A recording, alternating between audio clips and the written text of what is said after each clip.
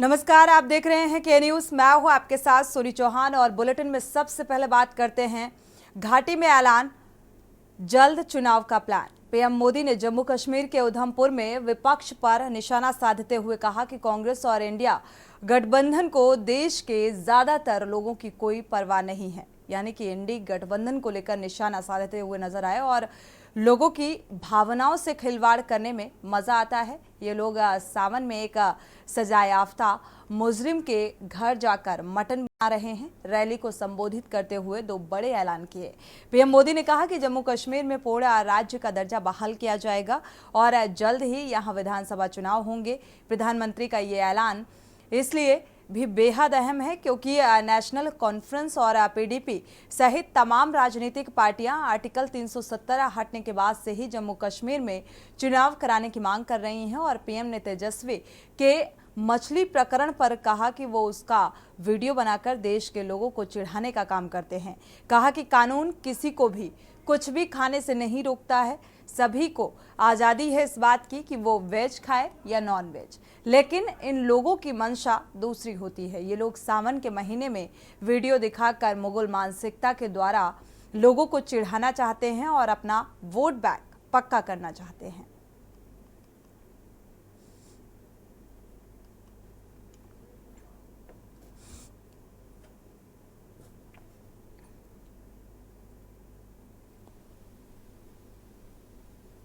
और आप भी जानते हैं, तब हमारा मिशन कश्मीर के लाल चौक पर तिरंगा फहराने का था। तब यहां माताओं बहनों ने बहुत आशीर्वाद दिया था। 2014 में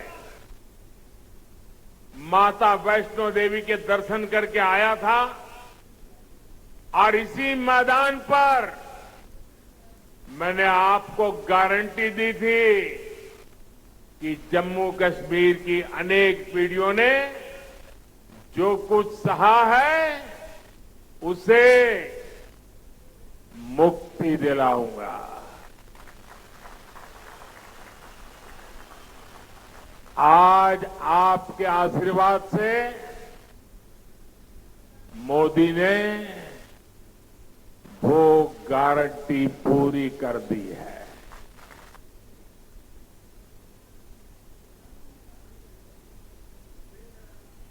इसी खबर पर प्रवेश शर्मा जुड़े हुए हैं ज्यादा जानकारी के साथ। प्रवेश, देखा जाए तो जम्मू कश्मीर में पूर्ण राज्य का दर्जा दिया जाएगा और तमाम चुनावी बात विपक्षियों पर जमकर बरसे प्रधानमंत्री नरेंद्र मोदी।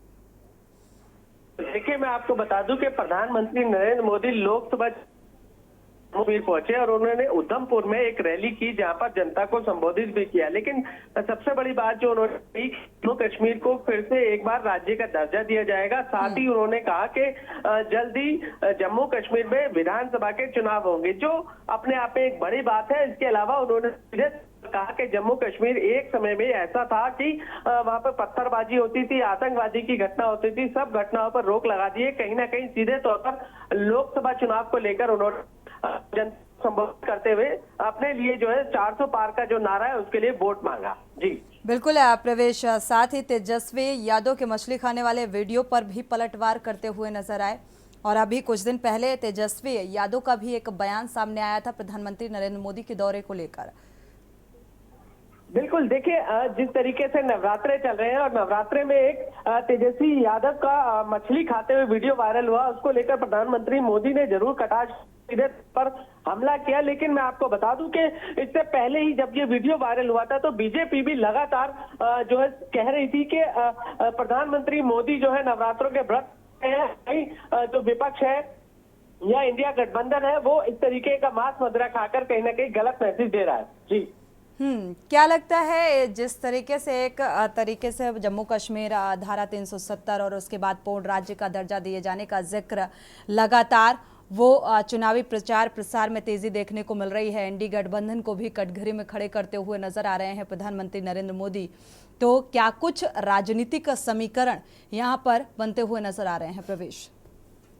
देखिए, लोकसभा चुनाव करीब है। 19 अप्रैल से जो है पहले चरण का जो है मतदान निष्ठा शुरू हो जाएगा। और कहीं ना कहीं मैं आपको बता दूं कि जिस तरीके से किया जा रहा है वो सिर्फ और सिर्फ लोकसभा चुनाव को देखते हुए किया जा रहा है। और प्रधानमंत्री मोदी खुद अपने हाथ में जो है सीधे तौर पर कहूं कमान संभाले हुए हैं, लगातार जनता को संबोधित कर रहे हैं और द्वारा किए गए कामों को बार बार बता रहे हैं। चाहे जम्मू में धारा 370 को हटाना हो या इस जगह राम मंदिर बनाना हो, इसके अलावा जो भी ऐसे काम है जिसको लेकर लगातार वो मैनिफेस्टो देते उसको उन्होंने जनता को बताया है। बिल्कुल, शुक्रिया प्रवेश इस तमाम जानकारी को साझा करने के लिए। तो पूरी तरीके से पूर्ण राज्य का दर्जा दिया जाएगा। जम्मू कश्मीर में जल्द ही चुनाव होंगे, इस बात का जिक्र करते हुए नजर आए प्रधानमंत्री नरेंद्र मोदी।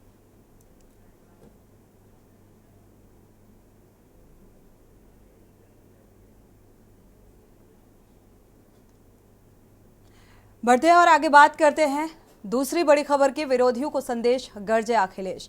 पीलीभीत जिले में 19 अप्रैल को मतदान होना है और इसको लेकर लोकसभा चुनाव का प्रचार जोर पकड़ चुका है। और प्रधानमंत्री मुख्यमंत्री को सपा के, आपको बता दें, शुक्रवार को सपा के राष्ट्रीय अध्यक्ष पूर्व मुख्यमंत्री अखिलेश यादव पूरनपुर पहुंचे और उन्होंने सिरसा चौराहा के समीप मैदान में चुनावी जनसभा को संबोधित किया। और इस दौरान निशाने में बीजेपी को लिया। बिना नाम लिए पीएम मोदी और सीएम योगी आदित्यनाथ पर निशाना साधते हुए नजर आए। उन्होंने कहा कि पीलीभीत का चुनाव पहले चरण में है और पहले चरण में ही हम लोग खुशखबरी सुनाने जा रहे हैं और यहाँ बड़े बड़े नेता आ चुके हैं। देश के बड़े नेता आकर अपनी बात कह चुके हैं। लखनऊ वाले तो घबराए हुए हैं, उनका चेहरा पीला हो जा रहा है। और ये भी कहा कि पीलीभीत का नाम सुनकर बीजेपी के तमाम नेताओं का चेहरा पीला हो जा रहा है। और इसलिए हो रहा है क्योंकि यहाँ की जनता इस बार मन बना चुकी है, सपा को ऐतिहासिक वोटों से जिताकर भेजना चाहती है। कोई नया आया है प्रत्याशी जो कह रहा है कि हमें अगर पहले पता होता कि हमें चुनाव लड़ना है तो हम बंबई बना देते पीलीभीत को।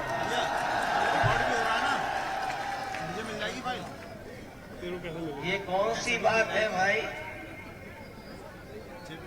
कि प्रत्याशी कह रहे थे, बीजेपी के प्रत्याशी कह रहे हैं कि उन्हें पहले ही पता होता तो वो बंबई बना देते। हम उनसे कहते हैं इसको बंबई मत बनाओ। बंबई का जो काम होता है थोड़ा वो ही करके दिखा दो यहाँ पर। वैसे तो हमारी बंबई शहर अर्थव्यवस्था की राजधानी है। अर्थव्यवस्था के लिए जाना जाता है, राजधानी अर्थव्यवस्था की। हेलो, मीडिया वाले आए थे, इनकी तरफ। लेकिन वहाँ नाच गाना भी होता है, लोग उसके लिए भी बंबई जाते हैं। वाला आए थे घर की बाइट के लिए। ये बीजेपी के प्रत्याशी कौन सा पीलीभीत बनाना चाहते हैं?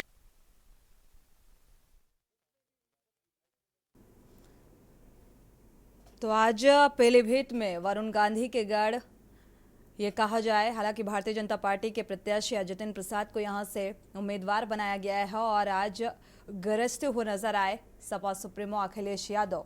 यहां पर जितिन प्रसाद के उस बयान को लेकर जिक्र किया जब उन्होंने कहा था कि अगर पता होता तो हम इसे मुंबई बना देते। हालांकि उसके बाद उस पर उनकी प्रतिक्रिया बाद में भी सामने आई और उसी पर पलटवार करते हुए नजर आए।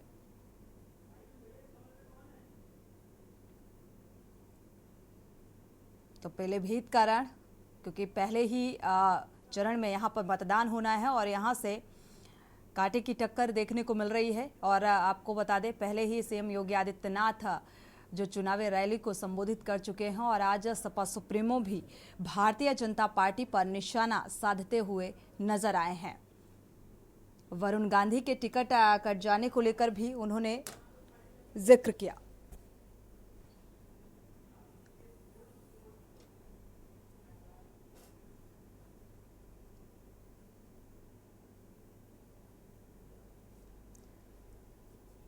बढ़ते हैं आगे, बात करते हैं आतिशी की बोल पोल खोल। आम आदमी पार्टी की नेता आतिशी ने शुक्रवार को प्रेस कॉन्फ्रेंस कर भारतीय जनता पार्टी पर निशाना साधा और कहा कि बीजेपी पर नया आरोप लगाते हुए कहा कि दिल्ली में अरविंद केजरीवाल सरकार को गिराने के लिए बहुत बड़ा राजनीतिक षड्यंत्र रचा जा रहा है और बीजेपी वाले दिल्ली में चुनाव नहीं जीत सकते, इसीलिए चुनी हुई सरकार को गिराना चाहते हैं।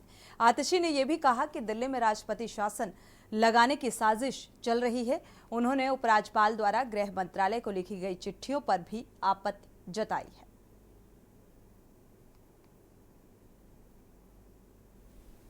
को एक झूठे केस में, फर्जी केस में बिना किसी सबूत के गिरफ्तार किया गया है। क्यों? क्योंकि एक राजनीतिक षड्यंत्र हो रहा है दिल्ली की चुनी हुई सरकार को गिराने के लिए।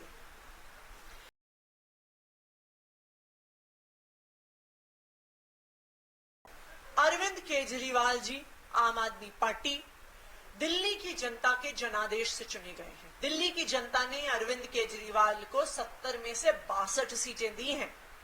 17 फरवरी को दिल्ली विधानसभा में फ्लोर टेस्ट हुआ है और अरविंद केजरीवाल जी ने अपनी मेजॉरिटी को एस्टैब्लिश किया है।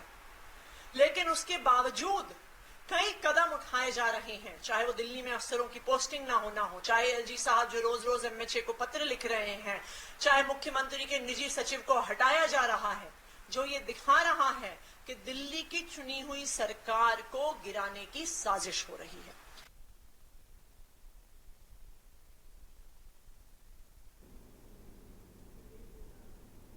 प्रवीण गुप्ता इसी खबर पर जुड़े हुए हैं संवाददाता। प्रवीण, देखा जाए तो आम आदमी पार्टी यानी कि आतिशी का जो बयान निकलकर सामने आया है कि यह साजिश रची जा रही है राष्ट्रपति शासन लगाने की, इस बयान के क्या कुछ मायने? जी मैं बता दूं आपको, जिस तरीके से अभी दिल्ली के हालात चल रहे हैं, कांग्रेस ने गठबंधन किया है, उसमें कहीं ना कहीं अभी भी कांग्रेस की कुछ सीटें हैं जो फाइनल नहीं हुई हैं। उनमें 3 लोगों के नाम अभी आगे चल रहे हैं, लेकिन कांग्रेस ने अभी भी अपने जो सीटें हैं उनका नाम घोषित नहीं किए हैं। उसी को देखते हुए अभी आतिशी जी ने ये बयान दिया है कि जो केंद्र सरकार है वो दिल्ली के अंदर राष्ट्रपति शासन लगाना चाहती है और वो सरकार बनाने के लिए समर्थ नहीं है, इसलिए इस तरीके की बातचीत उन्होंने अभी अपने बयान में कही है। जी बिल्कुल प्रवीण, लगातार दिल्ली के सीएम की गिरफ्तारी के बाद से तमाम नेता भी देखा जाए तो वो फिलहाल और राजनीतिक पार्टियों का दामन थामते हुए नजर आए, कई बीजेपी में तो कई कांग्रेस में जाते हुए नजर आए। इससे कितनी मजबूती देखी जाए आम आदमी पार्टी की तैयारी को लेकर लोकसभा चुनाव को देखते हुए? जी मैं बताता हूँ आपको, जिस तरीके से जो लोग हैं कांग्रेस के काफी दिग्गज नेता, आम आदमी पार्टी जब से गठबंधन हुआ है और जब से अरविंद केजरीवाल जी को कैद हुई है, जब से अरविंद केजरीवाल जी को जेल में डाला गया है, जब से कांग्रेस के कई दिग्गज नेता और आम आदमी पार्टी के कई दिग्गज नेता अपना अपना इस्तीफा दे चुके हैं और उनको सिर्फ ये लगता है कि अगर हमें ईडी से या सीबीआई से बचना है तो हमें बीजेपी का दामन थामना पड़ेगा।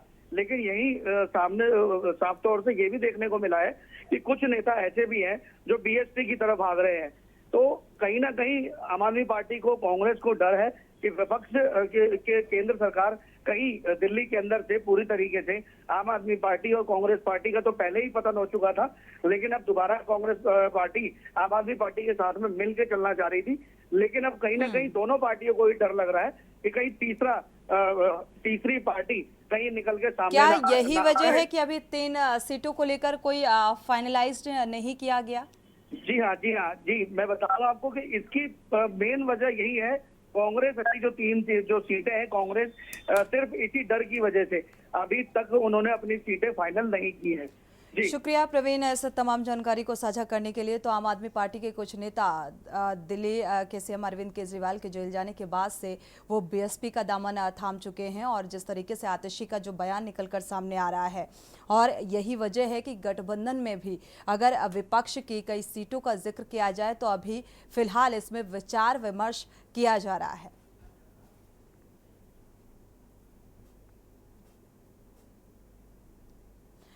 बढ़ते आगे और बात करते हैं जेल का जवाब वोट से हिसाब। आम आदमी पार्टी ने केजरीवाल की गिरफ्तारी के विरोध में जेल का जवाब और वोट से अभियान शुरू किया है। आप कार्यकर्ताओं ने आप में हाथ में बैनर लेकर आईटीओ फुट ओवर ब्रिज पर बीजेपी के खिलाफ नारेबाजी की। और आपको बता दें कि अरविंद केजरीवाल की गिरफ्तारी के बाद से ही आम आदमी पार्टी लगातार केंद्र सरकार के खिलाफ आक्रामक है। केजरीवाल को 21 मार्च को एक्साइज पॉलिसी मामले में ईडी ने गिरफ्तार किया था और गुरुवार को केजरीवाल की गिरफ्तारी के विरोध में दिल्ली सरकार की मंत्री आतिशी ने घर घर जाकर वोटर्स से संपर्क साधा था।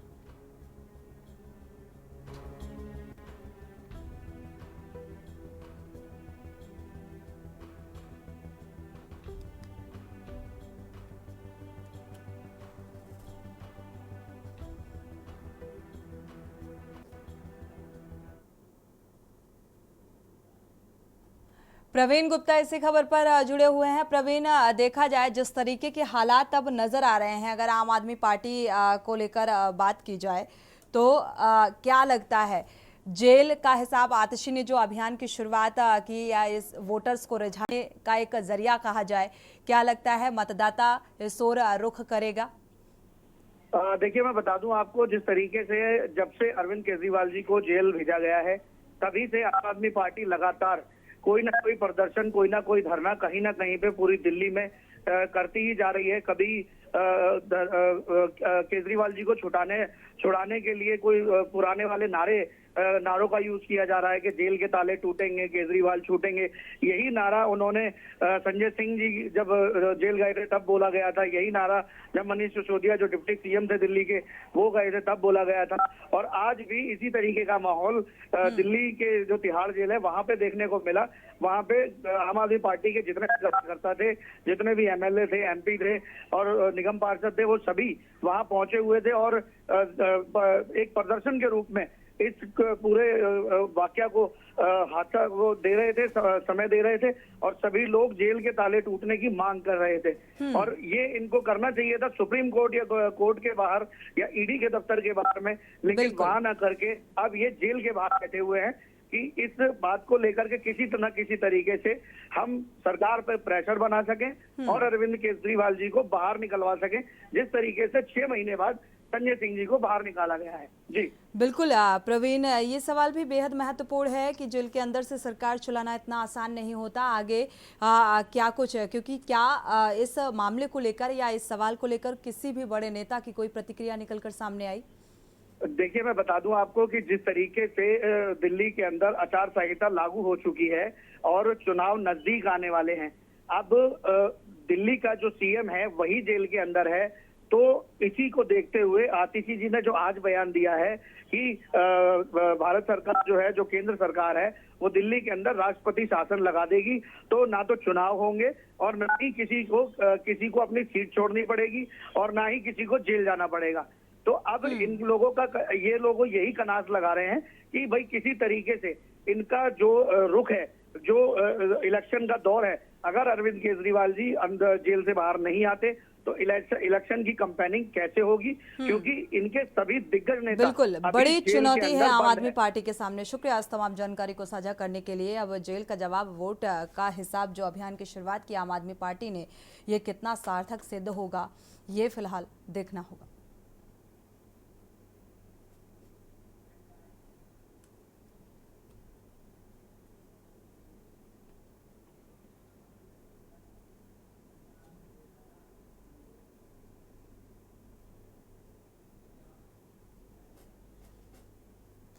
रुक करते हैं अगली खबर का। अंदाज निराला, संदेश पहुंचाया। खटीमा में मॉर्निंग वॉक के दौरान मुख्यमंत्री पुष्कर सिंह धामी ने बुजुर्गों तक पीएम मोदी का प्रणाम और राम राम पहुंचाया। खटीमा में सुबह की सैर पर बड़े बुजुर्गों से मिलते हुए प्रधानमंत्री मोदी के उत्तराखंड से विशेष लगाव और जुड़ाव को लेकर चर्चा भी की गई।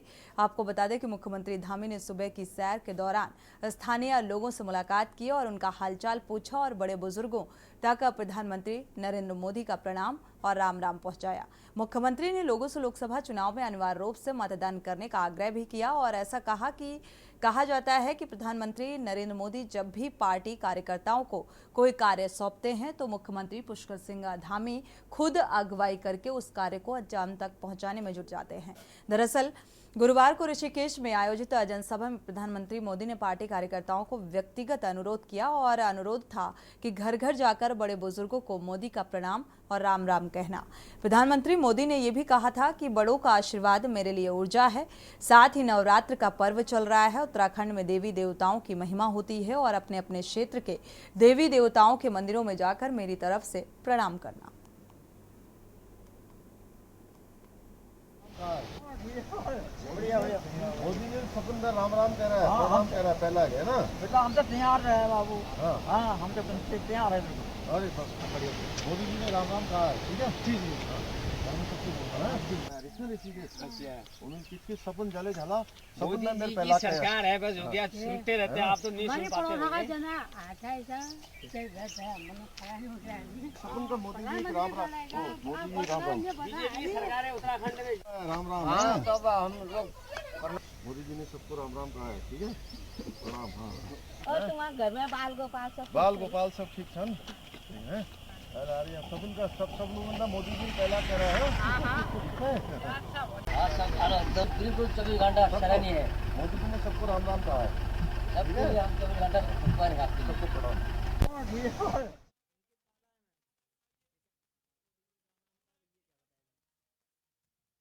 उत्तराखंड से अंकित, देखा जाए अंकित काला कि लगातार प्रधानमंत्री ने मंच से इस बात का जिक्र किया और बखूबी जमीनी स्तर पर उस बात को, उस राम राम को पहुंचाने की कवायद में उत्तराखंड के सीएम जुट गए हैं एक अलग ही अंदाज में। क्या लगता है ये राम राम वोट में तब्दील होगा? बिल्कुल, देखिए सोने आपने सही कहा। देखिए प्रचार का एक नया तरीका भी है और इसके साथ ही साथ आप प्रभु श्री राम को याद भी कर रहे हैं और प्रधानमंत्री का एक संदेश भी लेकर के मुख्यमंत्री पुष्कर सिंह धामी जा रहे हैं। इसके अलावा जनता की जो समस्याएं हैं उसको भी जानने का एक अवसर होता है। तो आज इसी के तहत सीएम पुष्कर सिंह धामी खटीमा दौरे पर थे और सुबह मॉर्निंग वॉक पर जब वो निकले तो जो भी स्थानीय लोग उनसे मिले तो मुख्यमंत्री ने सभी बड़ों का आशीर्वाद लिया। साथ ही प्रधानमंत्री नरेंद्र मोदी की जो राम राम है, जो नमस्कार है, वो तमाम स्थानीय लोगों तक पहुंचाई है। इसके अलावा लोगों से ये भी अपील की है कि 2024 के इलेक्शन में अधिक से अधिक जो लोग हैं वो बढ़ चढ़ करके इस मतदान की प्रक्रिया में भाग लें और प्रधानमंत्री की तरफ से जो संदेश दिया गया था उसको जनता तक पहुंचाने का कार्य सीएम पुष्कर सिंह धामी ने किया है। तो सोनी, इसमें इस बात में कोई दौराई नहीं है कि जनता जिस तरीके से प्रधानमंत्री को सुनने आ रही है, जिस तरीके से जन सैलाब भाजपा की रेडियो में उमड़ता हुआ दिख रहा है, तो इससे भाजपा तो काफी हद तक आश्वस्त है कि 2024 के इलेक्शन में भी उसे कोई दिक्कत नहीं होने वाली है। इतना भाजपा इतना कॉन्फिडेंट है अपनी जीत को लेकर के कि उत्तराखंड की जो प्रत्येक लोकसभा सीट है वहां से 5 लाख से अधिक का मार्जिन का लक्ष्य जो है वो भाजपा ने रखा है। तो इसी के तहत बिल्कुल शुक्रिया अंकित इस तमाम जानकारी को साझा करने के लिए। तो फिलहाल सीएम पुष्कर सिंह धामी अब जनता के बीच पहुंचे हैं और मोदी का राम राम पहुंचाने में जुटे हुए हैं। बढ़ते आगे और बात करते हैं सियासी रंग हिस्ट्री शीटर संग। बरेली में बिथरी थाने में हिस्ट्री शीटर संदेश कनौजिया ने भाजपा का दामन थाम लिया है और बताया जा रहा है कि संदेश के खिलाफ बिथरी समेत कई थानों में 21 मुकदमे दर्ज हैं और उस पर गैंगस्टर और राष्ट्रीय सुरक्षा कानून के तहत भी कार्रवाई हो चुकी है। और एक वक्त था जब पुलिस इसके पीछे पड़ी रहती थी और सपा में जिला उपाध्यक्ष भी रह चुका है। आंवला सांसद धर्मेंद्र कश्यप के कैंप कार्यालय पर बूथ अध्यक्षों का सम्मेलन बुलाया गया था और वहां कैबिनेट मंत्री धर्मपाल सिंह, आंवला सांसद क्लस्टर प्रभारी पूर्व मंत्री सुरेश राणा ने संदेश के गले में बीजेपी का पटका पहनाकर पार्टी में शामिल किया और संदेश से संगठन के हित में काम करने और पार्टी की नीतियों को जन जन तक पहुंचाने की अपेक्षा। वही संदेश ने भरोसा दिलाया कि पार्टी के लिए जी जान से काम करेंगे। इसी खबर पर ब्यूरो चीफ शानू संवाददाता माफ कीजिएगा जुड़े हुए हैं। शानू जी, देखा जाए ये जो अब कैबिनेट मंत्री धर्मपाल सिंह और हिस्ट्री शीटर को बीजेपी में शामिल किया गया है, ये वही भारतीय जनता पार्टी है जब किसी अदर पार्टी में कोई इस तरीके का हिस्ट्री शीटर शामिल होता था तो बड़े बयान निकलकर सामने आते हैं। अब भारतीय जनता पार्टी को क्या जरूरत पड़ गई? देखिए सोनी, निश्चित तौर पे लगातार जो विपक्ष है वो जो सदन से लेकर के और अब चुनाव के समय तक जो मुद्दा उठा रहा था कि जितने भी गुंडे माफिया हैं उनको संरक्षण देने का काम भारतीय जनता पार्टी कर रही है, और उसकी तस्वीर अब बिल्कुल साफ होती हुई नजर आ रही है। और उसी का नतीजा है कि जो बरेली में हिस्ट्री सीटर और जिसके ऊपर रासुका की बात की जाए या फिर जो उसके हत्या के मुकदमों की बात की जाए, उन तमाम तरीके के मुकदमे जो कि करीब संख्या आपराधिक इतिहास की बात की तो 21 मुकदमे उस पर ऐसे गंभीर धाराओं में दर्ज है, जिसका नाम संदेश कन्नौजिया है। उसको भारतीय जनता पार्टी ने अपने संरक्षण में ले लिया है। और साफ तौर पर से बूथ अध्यक्ष सम्मेलन के दौरान आंवला के जो धर्मेंद्र कश्यप हैं, जो कि सांसद भी हैं और मौजूदा प्रत्याशी हैं भाजपा के, उन्होंने और कैबिनेट मंत्री धर्मपाल सिंह ने और साथ ही साथ जो कैबिनेट मंत्री हैं सुरेश राणा, उन्होंने मंच पर उनको सदस्यता दिलाई। और कहीं ना कहीं अब भारतीय जनता पार्टी के वो संरक्षण में आ गए हैं और अब उनको कहीं ना कहीं जो डर था, जो पुलिस का खौफ था, जो जिला प्रशासन का खौफ था, वो कहीं ना कहीं अब दूर हो चुका है। लेकिन जो विपक्ष है वो सोनी साफ तौर पर से हमलावर हो रहा है कि लगातार जिस तरीके से जो मुद्दा उठा रहा था विपक्ष, लगातार जो गुंडा माफियाओं की बात कर रहा था, वो कहीं ना कहीं अब जो साफ होती नजर आ रही है। और इसी का नतीजा है, आज खुद प्रदेश प्रवक्ता जो मयंक शुक्ला है, उन्होंने भी बयान दिया कि बड़े से बड़े पूरे दुनिया भर के जितने भी माफिया हैं उनको खुद जो भारतीय जनता पार्टी का राष्ट्रीय नेतृत्व है वो उनको संरक्षण देने का काम कर रहा है। और लोग शुक्रिया इस तमाम जानकारी को साझा करने के लिए।